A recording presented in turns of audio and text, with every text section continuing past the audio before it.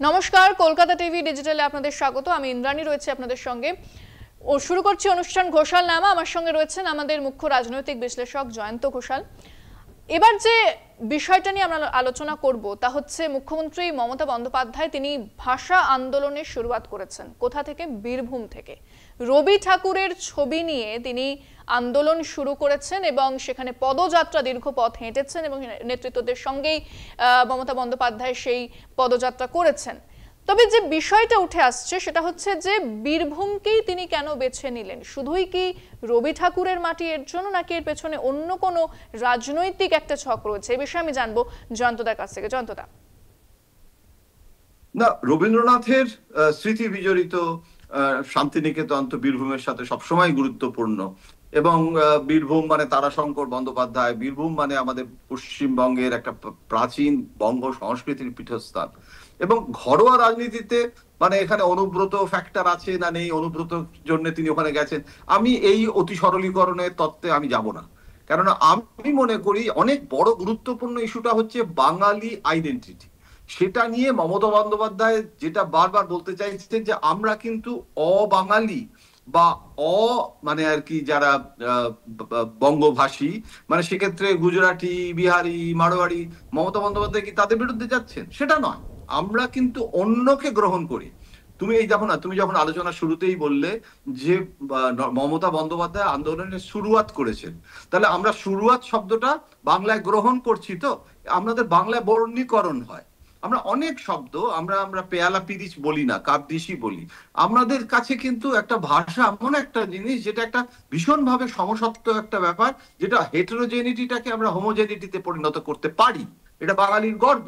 এবং যেহেতু আমাদের রবীন্দ্রনাথ এই বাংলা ভাষার মানে বঙ্কিমচন্দ্র টু রবীন্দ্রনাথ, রবীন্দ্রনাথ থেকে আজকের বাংলা, সবটার মধ্যে অনেক রূপান্তর হতে পারে, কিন্তু আমরা কিন্তু কখনো অবাঙালি বিরোধী কেউ বলতে পারবে না। কলকাতা সাংঘাতিক কসমোপলিটন শহর, কিন্তু এই যে মানে অধুনা যে বাংলার বাইরে যেভাবে বাঙালিদের ওপর অত্যাচার হচ্ছে, যেভাবে তো মানে দৃষ্টান্ত চারদিকে দেখা যাচ্ছে। এবং মানে 21শে জুলাই মানে মঞ্চে রাজবংশীদের ওপর অত্যাচার কিভাবে হয়েছে, নাগরিকত্বর নামে কি চলছে, হিন্দু শরণার্থী আর অনুপ্রবেশকারী দুটোকে ভাগাভাগি করে ধর্মীয় মেরুকরণের রাজনীতি, বিজেপির ধর্মীয় মেরুকরণের রাজনীতিকে পরাস্ত করে এই যে বাঙালির আইডেন্টিটি, তার পরিচিতি, সত্তাকে মমতা বন্দ্যোপাধ্যায় যেভাবে আক্রমণাত্মক ভাবে আজকে বীরভূমে লাল মাটি থেকে তিনি দাঁড়িয়ে তিনি যে কাণ্ডটা করলেন, এটা কিন্তু দক্ষিণবঙ্গ থেকে উত্তরবঙ্গ এটা ছড়িয়ে পড়েছে।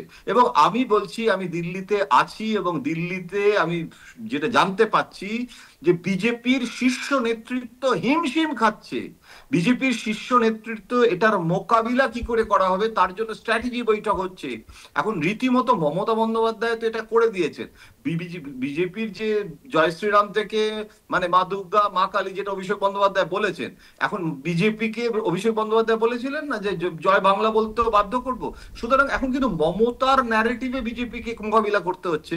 বিজেপির ন্যারেটিভকে কিন্তু বাঙালি আইডেন্টিটির পলিটিক্সে আপাতত আজকের দিনে দাঁড়িয়ে মমতা পরাস্ত করেছে। বিজেপি এবার কিভাবে মোকাবিলা করবে, এখন খেলা তো শেষ হয়নি, এখন 2026 পর্যন্ত কি দাঁড়াবে সেটা দেখার জন্য আমাদের অপেক্ষা করতে হবে।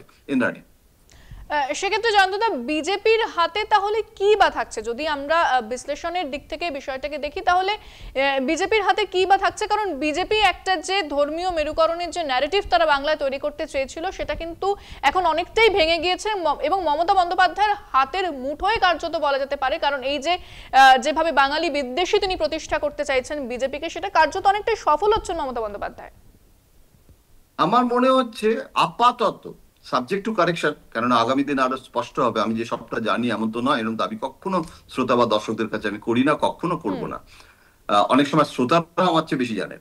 আমি যেটা মনে করছি যে বিজেপি এটাকে ভুয়ো ভোটারের এজেন্ডায় নিয়ে গিয়ে বাঙালি আইডেন্টিটিটাকে আপাতত মোকাবিলা করতে চাইছে, যে কারণে নির্বাচন কমিশনের কাছে বিজেপির প্রতিনিধি দল যাচ্ছে। এই যে মৃত ব্যক্তি তাদেরকে বাদ দিতে হবে, এর বহুবার আমরা বারবার বলে আসি। আমি সেদিকে নির্বাচন কমিশনের থেকে ফিরে আসার পরে বিজেপি নেতা শিশির বাজোরিয়ার বক্তব্য শুনছিলাম, তিনি বলছিলেন যে কনসিস্টেন্টলি আমরা বলে আসছি ভুয়ো ভোটার, মিথ্যে ভোটার। এখন এই যে ভোটার তালিকা থেকে বাদ দিয়ে বিজেপি এই ইস্যুটাতে গিয়ে কতটা সফল হবে, কারণ এই পার্টটাও আবার মমতা বন্দ্যোপাধ্যায় কিভাবে মমতা বন্দ্যোপাধ্যায় মোকাবিলা করবেন সেটাও আবার দেখার জন্য আমাদের অপেক্ষা করতে হবে। এক কথায় বলা যায় ইন্দ্রাণী, যে ভোট যত এগিয়ে আসছে এই চাপান উত্তরের রাজনীতিও চিত্তাকর্ষক হয়ে উঠছে। ইন্দ্রাণী, একেবারে অনেক ধন্যবাদ জয়ন্তদা। আমাদের আলোচনা আজ এখানেই শেষ করছি। অন্যান্য খবরের জন্য নজর রাখতে হবে আমাদের অনুষ্ঠান ঘোষালনামা এবং কলকাতা টিভি ডিজিটালে। রাত দিন 7 দিন।